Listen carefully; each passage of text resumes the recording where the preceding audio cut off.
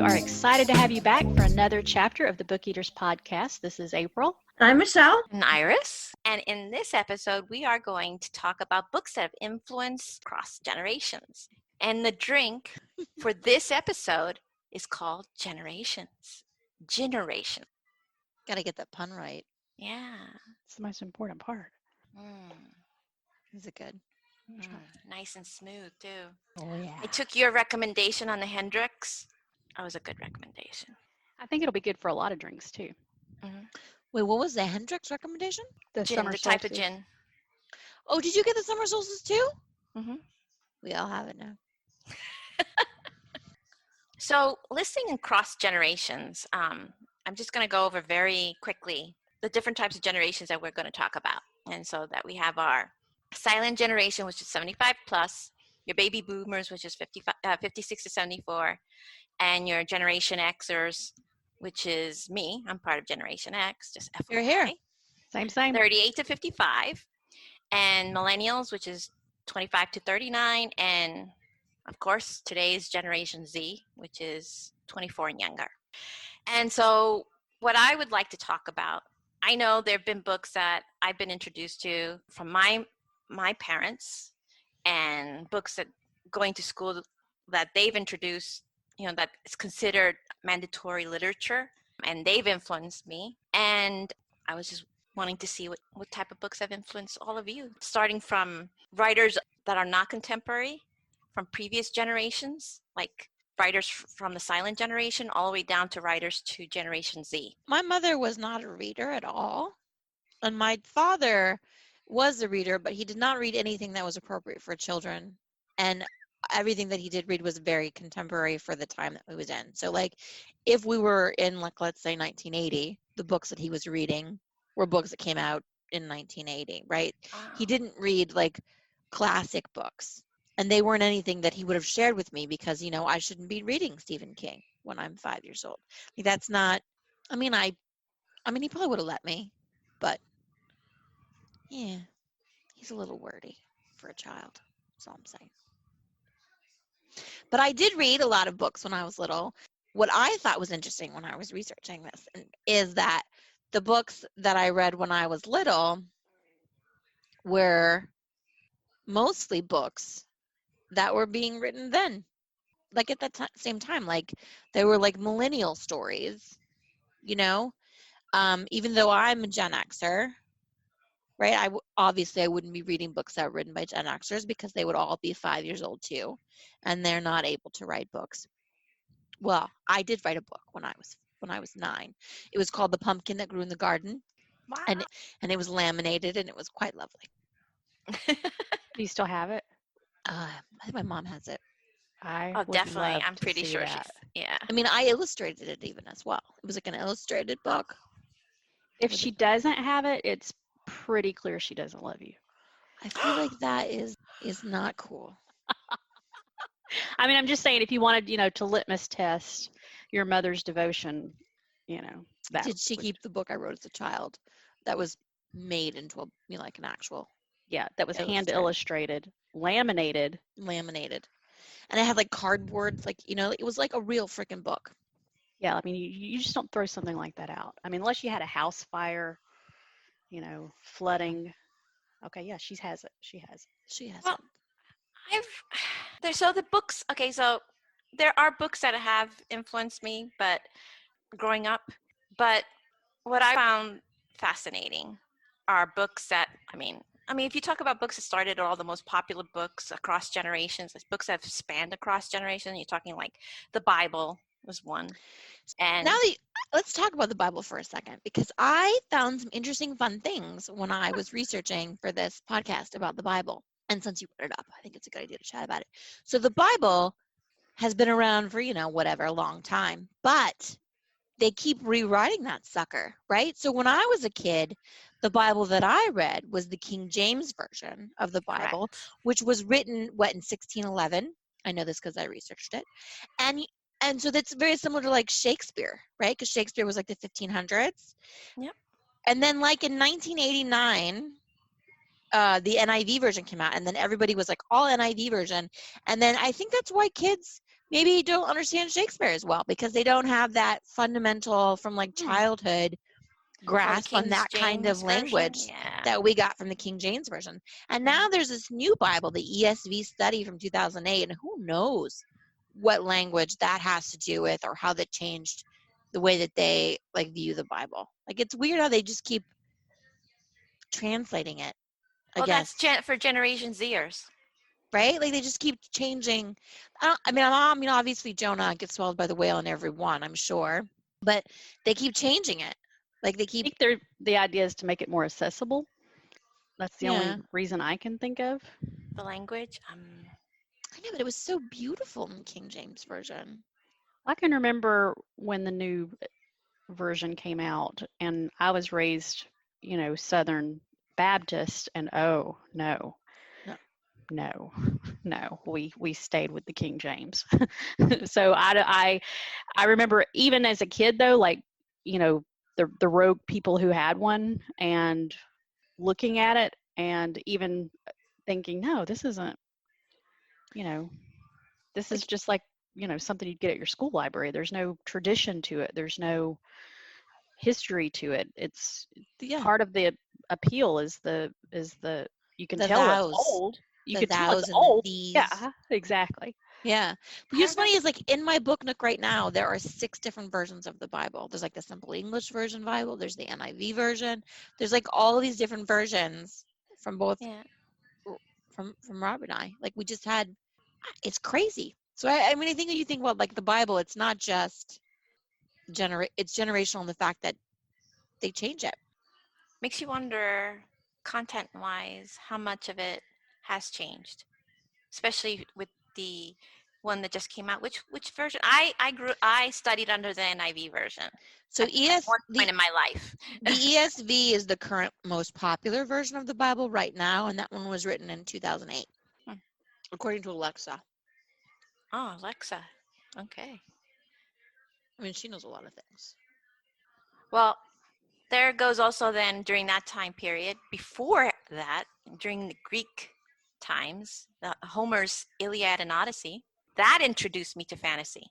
Seriously. Really? Mm-hmm. That was so were you like immediately like, oh, I love it? Or were you like, I loved it. I was so enthralled with all the politics and the fighting that was, especially when they introduced all the gods and all the stories that went with it. I wanted more, and that's what I started doing more research, and that's what brought me to Tolkien and oh my gosh, the Ring World series.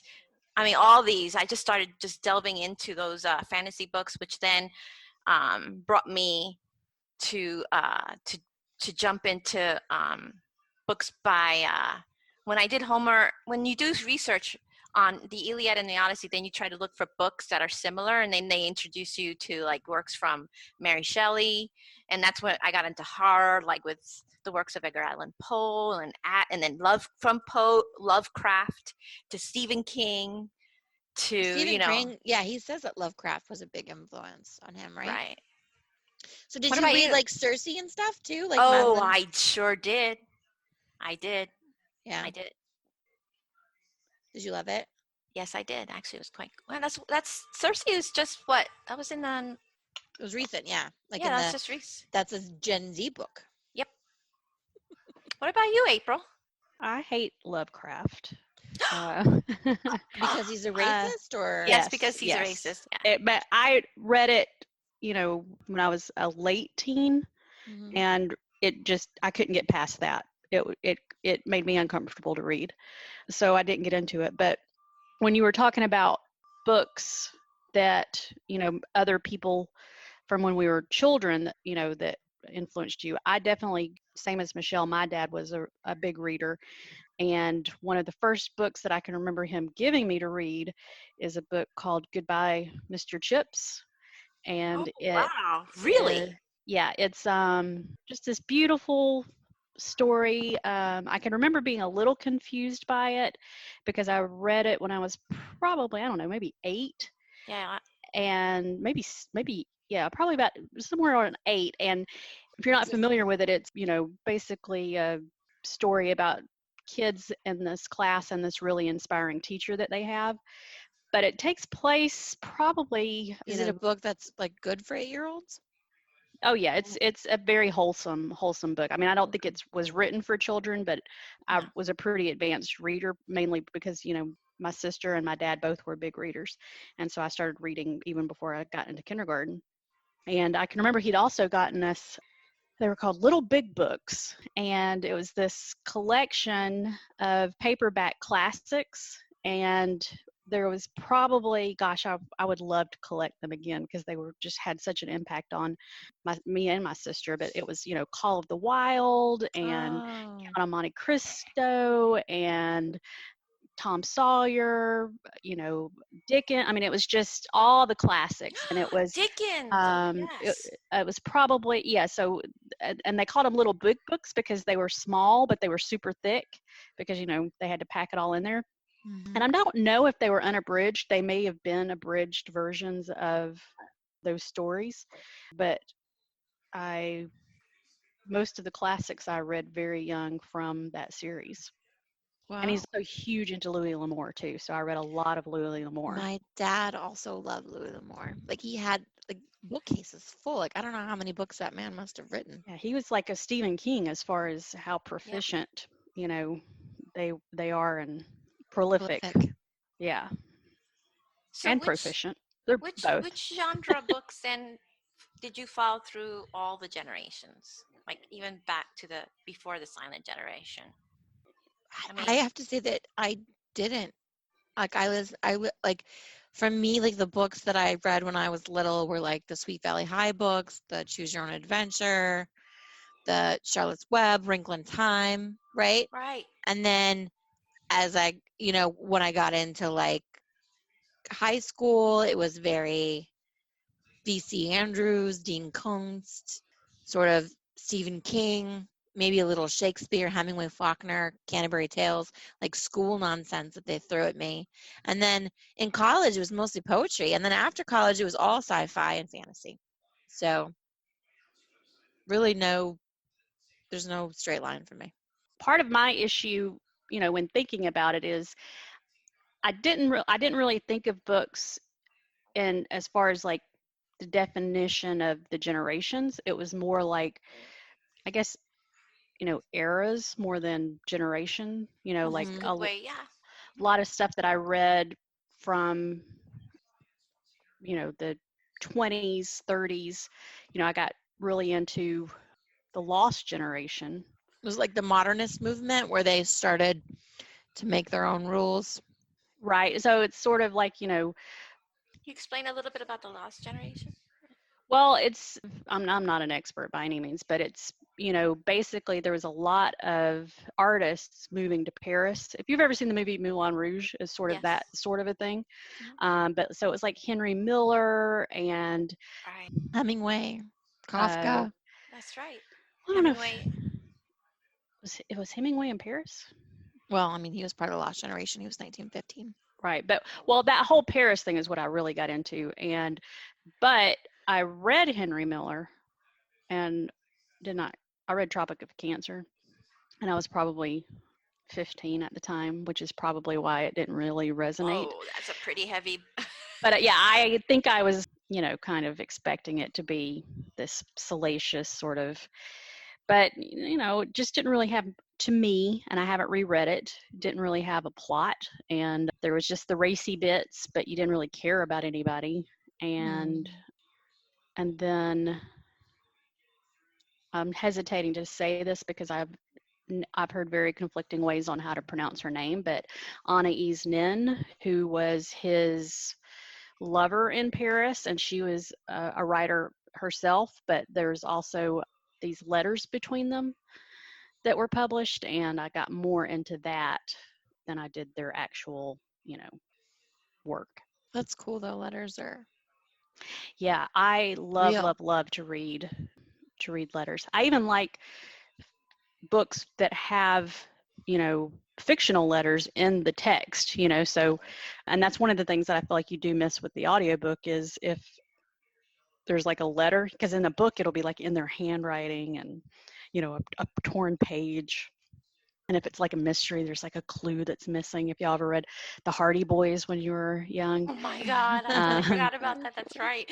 So, or there'd be like, I don't know how you would do that in an audiobook. Actually, if you read like those mystery books where it would show you the clue and you had to try to figure out like what the code was, how would you translate that into an audiobook? I mean, Mystery. I It's a don't, whole nother genre yeah, I of don't books, think that mystery. every genre of book translates to audio. I mean, Right. it just doesn't. Like, I don't think that like comic books really translate very well to audio. Although I did love that last version of The Sandman that I listened to, but like it doesn't really translate because you need the picture, you know. So which books do you think had the greatest influence across generations besides the Bible? Well, Shakespeare. Shakespeare definitely, because those themes are everywhere, and I Which think is your plays in favorite? general tend to live on longer than other types of stories because they're performed. True. You know, it was Shakespeare that got me into Chaucer. Oh yeah, Well, I was going to bring up Canterbury Tales too. Chaucer's tough. I Yeah. mean, although dirty, I enjoyed the know, stories, and especially Canterbury Tales. Yes. and funny. Because I think that's really the only Chaucer I've ever read, and that was in high Yeah, school. the same. Canterbury Tales is it. Yeah. What so else? you read it because school, or did you do it out of interest? No, School. it was assigned. Yeah. It was definitely honors English. We had to memorize it in Middle English. The Do you prologue. remember any of it? Juan that April with the sorest tuta, the drocht of March hath pursed to the ruta, and bathed every vine, swishly care, of which virtue I have to engendered give is it the to you. fleur. That was Wow. pretty amazing. I mean, That- I probably mispronounced every word, but it's fine. So it's interesting. So far, the books that we've mentioned, like the Bible, the Mhm. only reason you would have read it is because you went to church, to school, to Sunday school, right? Right. Or unless, have any of you read it on your own out of I curiosity? mean, I read the Bible, but I also went to church. But I read the Bible just because I wanted to know the bits they don't talk about in church. What yeah, I about don't you, think Ray? I don't think I was given the choice to read it on my own. It was introduced to me like I'd never remember a time of not having to read the Bible. Now, I will say that when I got older, you know, I wanted to explore other religions, and so there were other religious books that I read. Oh yeah? What did you read? Oh, yeah, well, like the Torah, and I always thought the Torah was just the Old Testament. Like, what's different about the Torah? well, it's like a book of instructions for how to be a good Jew. And what's interesting about the Torah, though, is that it has not been translated. It is in its original, text. That's Hebrew, and if you want to study it, you have to learn Hebrew. Yeah. That's So, cool. yeah, my brother converted to Judaism. He's. So I love to hear him talk about it because do you know Hebrew? I don't know. No, Oh. no. So how did you read the Torah? Well, it's like, books about the Torah, I guess would be the better way to put it. I had this whole series that I got back when you could get, 11 books for a penny. Columbia House. Yeah. And I don't think it was Columbia House, but it was the same kind of a thing, right? Yeah. And so I'd gotten this whole series about, it was Rumi, and the whirling dervishes and Taoism and Buddhist. And then there was another really great book that got me into famous So you did philosophers, get influenced to read others then? but Yeah. not because of the Bible. It was, Oh, okay. well, I guess in a sense you could say that, but there was, I had a lot of questions and, was Well, trying to. It was just your questions, like, or did you were you curious about religion in general, or did you think about like changing to a different religion? Well, yeah. So for me, I felt pretty young that there was a lot about Christianity that wasn't resonating with me, but I wasn't to the point that I was questioning the existence of God. And so I wondered if there wasn't some other religion that would make me feel closer to God. And I think I've talked about it, but one of the big things that I remember was, as a Baptist, you aren't baptized until God calls you. You hear, you're called. And I remember asking about that, and I just kept being reassured that when the time was right, I would hear Jesus would come into my heart, and I would know that it was time for me to be saved. And I fully expected that to happen, and I just never was called. And my sister was called, and she was baptized, and even all the kids in my Sunday school class. And I'm still waiting. And at first, everybody's like, oh, everybody's different, don't worry. And then my younger brother was called, and he was baptized, and I'm still waiting. And I never was baptized, which was pretty unusual, because at least in my upbringing, most people raised in the church are baptized before they're, definitely before they hit puberty. Yeah. I mean, I was baptized. Yeah. So, but I never was. And so as I got older, I still wanted, I felt spiritual, and I wanted to connect with God. And so I was just trying to find an avenue for that. That you have these different versions of books for each generation. The same goes with some of these older generation books, like we were talking before, like To Kill a Mockingbird. Mm-hmm. And the situation of racism, that book for that generation, and it's still mandatory reading. And a lot of people are saying, hey, you need to change that. It's the hate that you give. The Hate You Give should be the new book. There are still for this some generation. Really great books, though. Like, I don't know if you guys, Richard Wright, Native Son. Did you guys ever read Native Son? Oh, that is a great book. Like, that was the first book I ever read that made me really think about. Exactly. No, I agree there. About racism, because and it didn't sit well with me, and it was uncomfortable, and it's different. It was nowhere near like The Kill a Mockingbird. Because so hard to deal with. And then also James Baldwin, The Fire Next Time, that's still very relevant today. And I don't know, was that 1963? James Baldwin? Not sure. Yeah, baby boomers. That's how old that was. So some of it, you're right.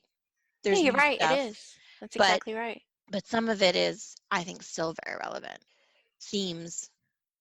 Yeah, so Native Son was done in 1950s. Yeah. So I think the problem with that, though, is that when your frame of reference for what a powerful book on racism is, and it was in the 1950s or in 1963, it's easy to think, oh, we've moved past that, and it makes it a little bit more comfortable for us.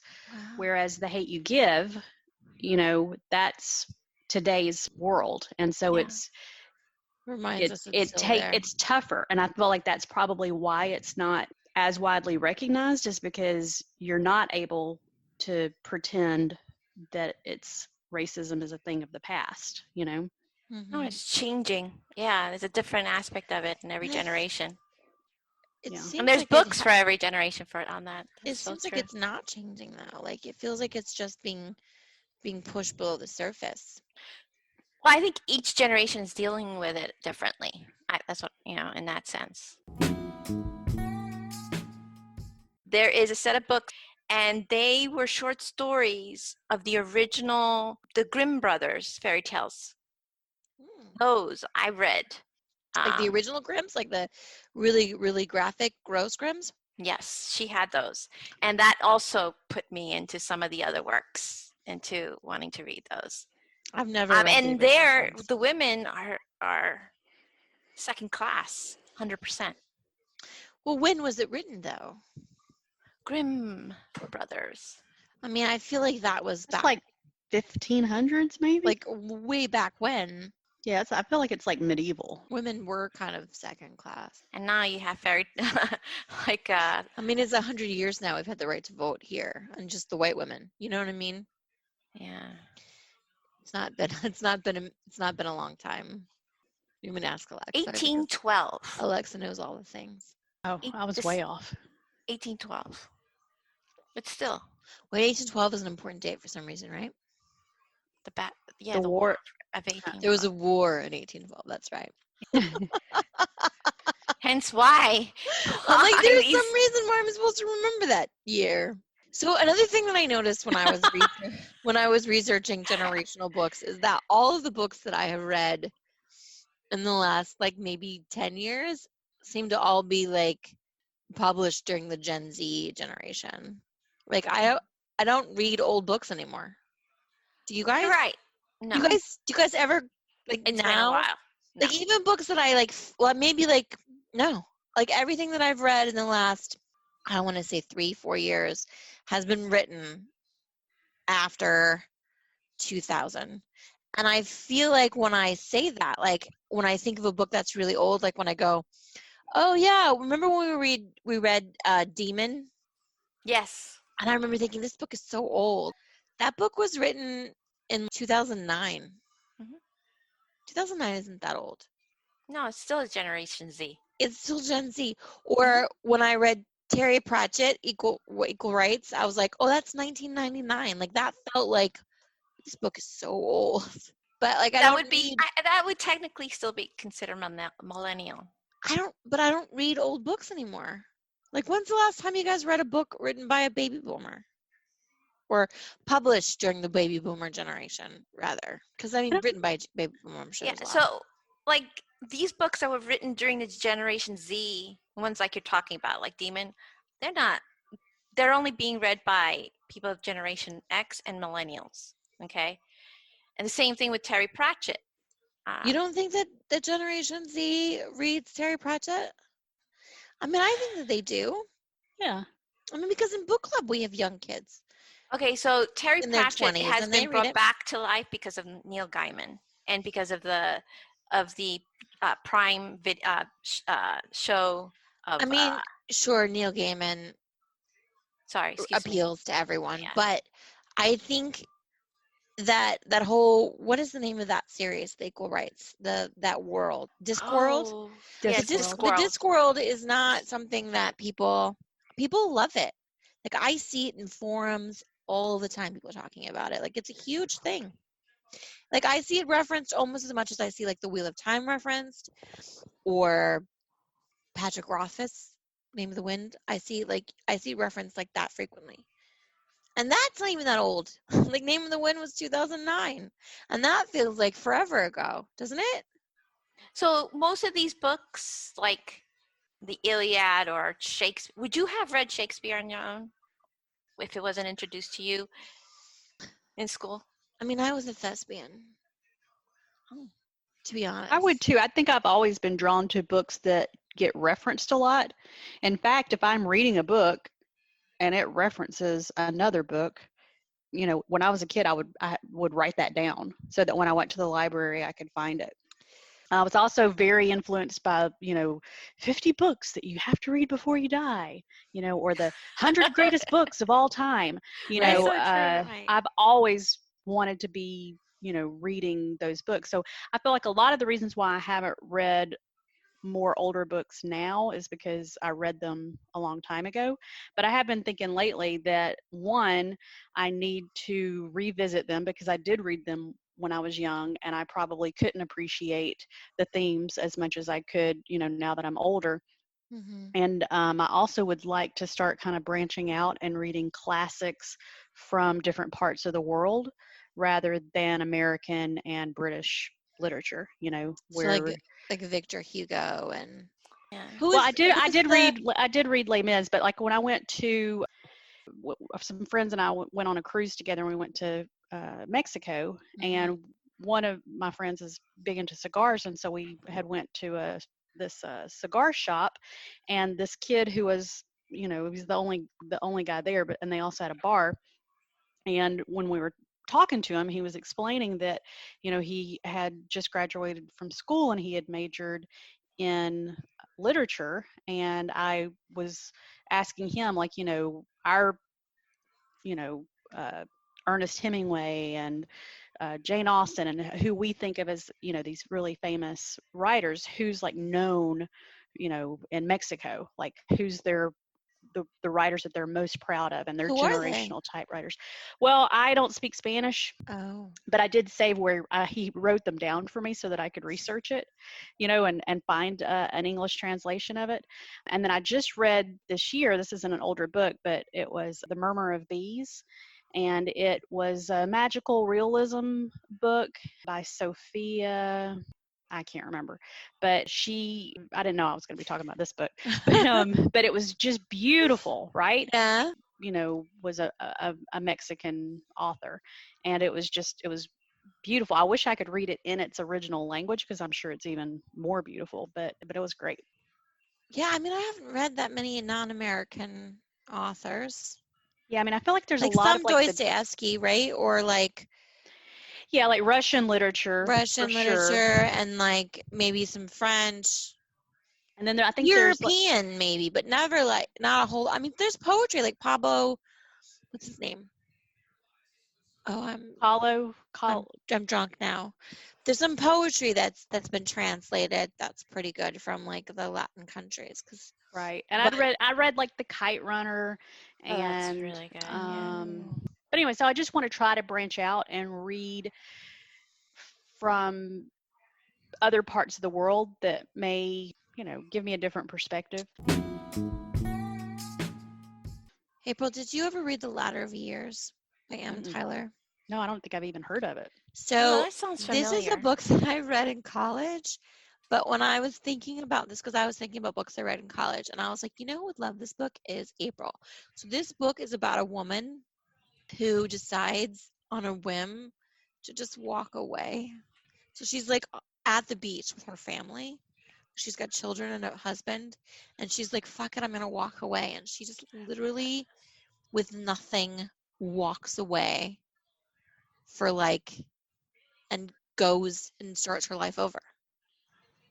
Like, that's the premise of the story. It's so interesting. And I think that you would love it. It's called Ladder of Years by Anne Tyler. And I was like, who would love that is April.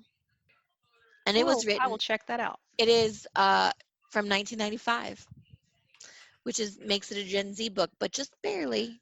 just barely it was written during the Gen Z's generation, but right, just barely. But I mean, obviously, it was written by a Gen Xer. I'm assuming. I don't know, but it was a really good story. Like, I read the whole thing in like a weekend, which is. Do you know that as books goes for Generation X, the most popular books is like American Psycho, Geek Love, Angels in America, Lesson Zero. Oh, drug books. Yep. I did read Angels in America. That was good. Because I have a thing about wanting to read the book before I see the movie. I think I saw the movie. Or the play. Is it a play? It's a series, yeah. Yeah. So, all right. Well, so thinking of I guess this would be late baby boomers, but books that were super influential when we were younger. I think that's a pretty good generational thing to talk about because, first of all, it's books that everyone in your generation has probably read, So like S.E. Hinton, The Outsiders. Yeah, The Outsiders. Yeah. Judy Blume, all the Judy Judy Blume books. What are some that y'all can think of? Wrinkle in Time. Wrinkle in Time, yes. Yeah, but I don't think of that as our generation. I'm thinking about books that when you read, it was like kids your age kind of a thing. Even though King, the group I was always hanging out, we liked horror, fantasy, and science fiction. So it was Stephen King, Frank Herbert, William Gibson. V.C. Andrews was our generation. Right? Oh yeah, yeah, true. A lot of people. Yeah, I actually only read a few of those. I didn't really get into it. It was just too much drama. I mean, it is drama. I didn't read the whole series. I read like 3 of them. Yeah. I remember reading Darcy's World. That was a big one. I can remember this one that probably no one else has read. And my friend Renee and I read that book. We didn't own it. We would take turns checking it out of the library, though, the Noonan Carnegie Library. And it was called Seeing Summer. Oh. And it was about these 2 girls, and they were best friends, and one of them was blind, and they get kidnapped together. and they have to rescue themselves. And we were obsessed. And I mean, it's, you know, it's terrible, but we were kids. But I can remember we were like almost jealous that they had gotten kidnapped because they had this great adventure. And our summers, you know, because it was over summer that they got kidnapped, our summers were spent walking down a dirt road and going to look at an abandoned old house and playing at the rocks, which you'd have to capitalize because that was like our meeting spot, and everything was the rocks because there was a cluster of big rocks that we had, you know, turned into a little town. And this particular rock was the mayor's house, and this rock was the mansion, and we played at the rocks. And then we ate peanut butter and vanilla wafers. And that sounds like a pretty great childhood in my opinion. What is the name of that book series again? It wasn't a series. It was one book, and it was called Seeing Summer. And then there was another one called Class Pictures. Wait. And that was what? I think I read Class Pictures. Did you read Class Pictures? I feel like I did. I feel like it was one of those books you got. Remember when they used to come to your school and they had those magazines? And then pretty sure, yeah, it was part of the Scholastic book. And then you would like buy books, and then they would come like 2 months later and bring them to you, and you'd be like, "Oh my God, look at all of these books I have!" Oh, that's part. And they were like Sweet Valley High books, and like yeah, that's part of the Marilyn Sachs books that she's written. Yeah, Class Pictures. Did you read it too? No, I've read some of her other books though.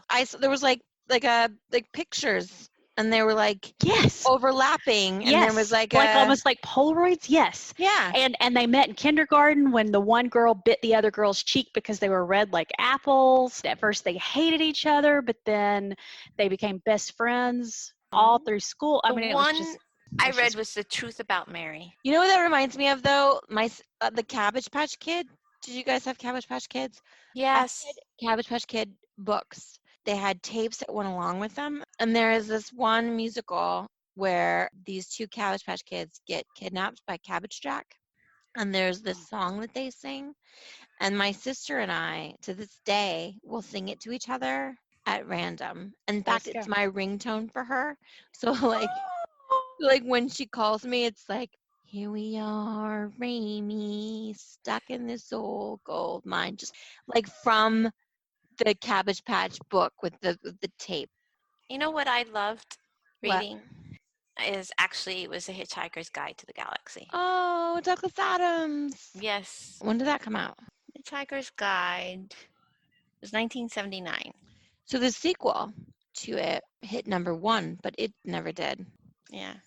Randomly. So I read that actually within the last 5 years. So I guess that makes it a generational book. A generational book that I've read in the last 5 years. I actually passed down that book, and my daughter just finished it, and she loves it. And she's a Generation Z, so she loves that book. She just loves the humor in that world. Yeah, so. It is a funny book. The movies never do it justice. No. I thought the movie was pretty good. I didn't hate the movie. Did you read the books? I tried to. I didn't get into it. Oh. Sorry.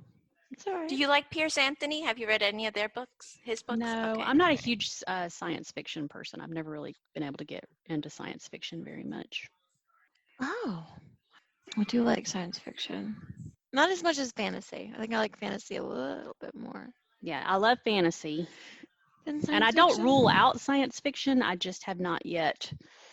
Which book started you in fantasy? Was it a past generation books, or did you start right away in your generation? Did you read Tolkien, or did you jump right into like the Dragon books by Robin Hobb? Right. Oh no, it was definitely The Hobbit. Was probably Tolkien. And gosh, I'm trying to think, what was the first fantasy book that I really got into, like with the series, besides Tolkien? Oh, it was when I was in high school, and it was Wheel of Time. Wheel of Time. Yeah. Really? Yes, and I remember do it. I read at that time only 3 books had been published, and I was waiting forever for The Great Hunt. And by the time The Great Hunt came out, I'd already gotten knocked up and had You can. had Each book has a meaning in each time of each point in and your so life. yeah, so I couldn't go right out and get the book because I had other things going on. And then by the time I got ready to get back into them, I felt like I needed to start at the beginning again. And then by that point, there were even more books. And so it just seemed like a huge undertaking because I knew that once I got sucked in, that's all I would read. And it would be, 6 months of just Wheel of Time. And so the next thing you know, there's 14 of them. And so I didn't get back into them again until probably 10 years ago. Did you listen to them or did you read them? I alternated between them because it was Nate he was like, we just started dating and he'd read them all on audiobooks. And so I did that thing where I get super into them. And when I'm home, I wanted to read them. And then when I'm in the car, I wanted to listen to them. And so I could keep the stories going. Yeah. And then from that, I got more into, with Madeline, children's fantasy. And so I got really into that for a while because it was something that we both enjoyed. And so it was a lot of Tamora Pierce. If anybody out there has children, every book is just adorable and interesting. And I even, like, if she lost interest, I keep reading it myself. And then there was another great Did series. you ever get into Harry Potter with her? Oh yeah, we definitely got into Harry Potter. I feel like that's sort of like a no-brainer now. Any kid born in the 90s was raised that's on a Harry Potter. generational thing, right? Like, so Definitely. anybody from that generation grew up with Harry Potter and also Twilight. Oh my gosh, yeah. Like, I think Harry Potter and then Twilight and then right after that, on the heels of that, was that other one that I didn't read. Percy Jackson. Not Percy Jackson, but there was another one, the one with the Hunger Games. Oh, yeah, that one too. But Percy Jackson, those books I would not have chosen on my own to read. It was due to my kids, both of them. All those books. Harry Potter, I would not have picked up that book on my own. Even with the popularity that it had, I would not have. But I feel like a little bit like that generation read more than my generation because they had those kinds of series. Like, I don't remember having series that we all like loved. Well, like the Babysitter's Club and Sweet Valley High and yeah, but like that was like 5th grade.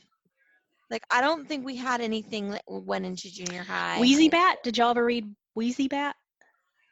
Oh, that was really good. Like, I feel like once I got into junior high, I never read again, which is not the case with like the generations of like Maria's generation. Like, they read.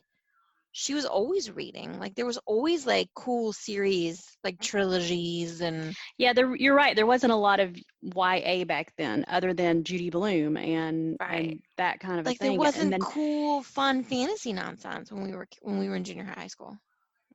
Yeah, so at least geared toward our age. So, which is why I think when I think back to like my high school years is when I was trying to read more of the classics and the generational type books, is because there wasn't a lot. I'd kind of outgrown, The Outsiders. I guess but did you read Lord Fowl's Bane? Oh, I love that series. It's a fantasy. She would love it. No, she would love Lord Fowl's Bane. Yeah, she would. I will put it on the list. I will put it on the list. So because there was Lord Fowl's Bane, and then there was Wheel of Time. That's really it, right? My son just finished reading the whole series. He loved it too. That was really it. But they were so dark, and there was there weren't female characters. Well, there's female characters in Wheel of Time, but they're very male. There's very male-dominated characters. Do you think? As I introduced him to Lord Frown, he introduced me to Inkheart. Oh, okay. See, you're right. This generation, I think Generation Z has the most diverse books to read. I mean, from the time they're able to pick up the first book till now to the mid-20s. Yeah, but I think that's because so many adults also read YA now. There's more of a market for it, whereas you probably didn't sell a lot of books. I also think we had better TV series, though. Like we had Buffy, That's true. 90210. Like what do they have? Vampire Diaries? Brooklyn. Office. Is that ours? Office is ours, right? Yeah. The Office is Us, yeah. I think it's more like those MTV shows, you know. We had Dara and Beavis and Butthead. Yeah. Or Dara. Dara and Beavis and Butthead. The Ren and Real World. Stimpy. The Real World. You know what? I Yeah. hate to say it, but I never did MTV. I don't like reality TV. Sorry. I don't like reality TV either. But I liked The Real World when it first came out. I thought that's like probably what I consider the first reality show, and I thought it was such a unique idea. It was. You know, it was Eric, the girl from Alabama, and it was cool. It was cool. The first 2 seasons were cool. Yeah, but that's what I remember. I don't remember, and I was still in high school, I'm pretty sure. But we had South Park and The Simpsons, and like all of that stuff was like when we were growing up. You know, I think we had better TV, but they definitely had better books. Oh, way better books. Yeah. I'm in. Yeah. Harry Potter. So, I have a question for you guys. Oh. Which generation do you think goes to the library more? Nowadays? I mean, out of all the generations from silent, baby boomers, Generation X, millennials, Generation Z, who do you think? Like physically goes to the library or checks out books from the library? Well, that's a good question. Because I check out books from the library every month, but I don't actually go to the library ever. Well, okay, I'm excluding this year. 2020 is an odd year. Even previous to 2020, I use the library frequently, but I never go to the library because of audiobooks and the digital downloads and stuff like that. I'm exactly the same way. I get my books through the library, and if I love them, I will buy them to put on my shelf. Well, it's the millennials are the ones. That makes sense, although part of me feels like when I was in high school, I spent a lot of time at the library because I was in speech and debate, and I had to research my topics, and that's where I went. So I spent probably 5-6 hours a day at the library. Like after school, I'd go to the library and I'd research things. Like people can come home now and do that on Google. I didn't have Google. Like if I wanted to know about global warming, I had to look it up in periodicals and books in the library. Like I didn't have that access to the internet because it wasn't really a thing that the general public had access to when I was in high school.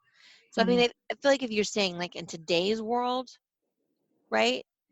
Or if you're saying like over their lifetime, because over their lifetime, I would feel like baby boomers probably had more use of the library than even I did. Because when I got to college, then I had Google. Aren't we going to do an episode about libraries? We are going to do an episode of the library. That's a great, yeah. Hey, David, join us for a library episode. Woot woot. Okay. Nice plug. So which generation do you think loved thrillers? My dad's generation, which was yeah. When, yeah. Is it baby Stephen boomers? King, Dean Koontz. Yeah. Yeah, baby boomers. Correct. Yeah. Which generation went across all genre books? Us, man. That's exactly right. Our generation. We have no preference. Which generation just purely adult fiction? Baby adult boomers. Fiction? The one after us, millennials. That's exactly right, millennials. Because those kids are in some freaky shit, man. Yeah. But, wait, what was and they ain't afraid about it. They like it. Just general adult fiction like eroticas. Erotica. Oh, I thought you meant like didn't read YA or anything like that. Okay. I'm like adult. That's sex. Okay. Yeah, I didn't get that. Sorry. I was like, baby boomers. They're probably not reading a lot of because they were always adults in our lives. Right? That's what I was They were never kids. They don't want to read about these vampires that sparkle. Don't they? Don't we all want a little sparkle in our lives? Which generation you think had read more of history and religious books? Baby boomers. Baby boomer. No. One before baby boomers. Yes, the silent generation did. Silent generation. Ah, forget about them. They're so silent. They're so quiet. Okay, this was an easy one. Which generation loves? They're more into romance, horror, science fiction, short stories, and graphic novels. That's us. It's No? the new ones. Yeah, The Gen Generation Zs? Z's. The Gen Zebras. Or Zeds. Zeds, they're probably. Oh yeah, let's start calling them Zeds. I Well, like that's a Zed. good one, yeah. It's the British way to say it. And across generations, which is the preferred genre? I mean, I'm going to go with fantasy. Because that's my preferred. It's probably horror. Fiction? Fiction, general fiction. Oh, just fiction. Nothing too heavy on the in horror, or books like Lesson Zero, or even Angels in America. Just general fiction. There's a lot What's of popular. general fiction? Give Give me an example of a general fiction book. Well, like the one that I've just been telling everybody to read, French Exit. But I'll tell you some examples that I detest. Okay. Jodi Picoult.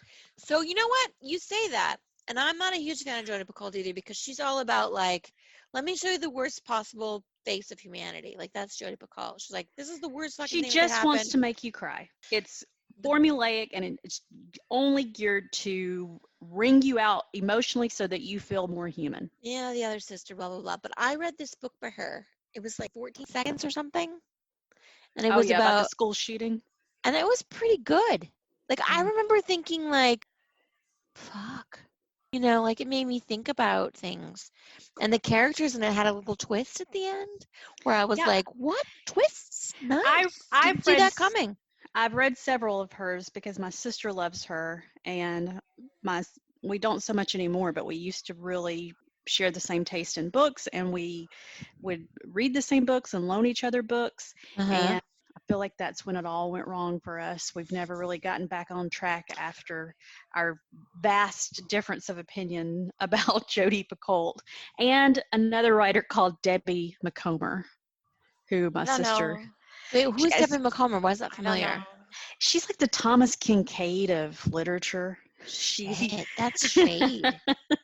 So what does she write? Like, it sounds really familiar. She writes like I can't remember specific names, but I know she writes about people in this, and I do think this is a cute idea. She writes about people in this town, and so every book title is like the street address, like 211 Honeysuckle Lane or something like that. Is she a romance writer? It's not romance exactly, because it's not, there's not sex scenes or anything, but there's definitely for women, and so there has to be a romance in it. I think there might be the criteria two signed copies of books in my pantry that I've never read. Possibly. From Debbie Macomber. 2 signed copies of books in my book nook that I've never read. But here's the thing. I feel like that's a possibility. As these young people say today, I don't want to yuck anyone's yum. If people like Debbie Macomber, I am not trying to cast aspersions. It's a sort of treacly sort of thing for me that it just not to my taste. That's all. Because Stephen King writes at the same time too. I'm just saying. Yeah, I'm not a huge Stephen King fan either. I'm not a fan because he's too descriptive. I love the movies. Like, give me a Stephen King movie and I'm all about it. Because I like the story and the characters. I just don't like the way that he talks about them. I do like his sort of novellas, like Stand By Me, Green Mile, Shawshank. I like more of those, but I'm not really into thriller books anyway. Oh, you like scary? You don't like scary? No, I mean, I think probably the closest I've come to really enjoying is like Odd Thomas. The Odd Thomas series. It's so. But that's just because he was so adorable, Yeah. But yeah. That's one of the ones I'm recommending for the book club to read. The Odd Thomas series. Yeah. Well, Iris, thank you so much. This was a great topic. I'm glad you nominated this one, and it's definitely a way of looking at books that I hadn't thought of. And I've already written down probably 5 more books to read from y'all's suggestions. So, I mean, as we can see, every generation bleeds into the one before. And we all have something to offer. And I think that this Beautiful. topic has shown us one thing. It's that we should continue to look forward to what the next generation has to offer and still look back on what previously has been offered to us and continue to eat the Eat books, the books, motherfucker. Whoa, that was great. You got me so into it, I just had to. You heard him right there. Eat the books, motherfucker. I was in it. That was great. All right. That's a wrap. Today's drink generation contained 2 parts gin, 1 part lime juice, a half a part maraschino liqueur, and a half a part grapefruit juice, plus 1 egg white or sprig of mint if you so desire. We also recommend sweetening the drink with either sweetened lime juice or maraschino cherry juice. For a detailed account of how to create the drink, please visit our YouTube channel by searching for Book Eaters Podcast, or for the direct link, please visit our website at bookeaters.libsyn.com or by searching for us on any of the veritable social media platforms under Book Eaters Podcast.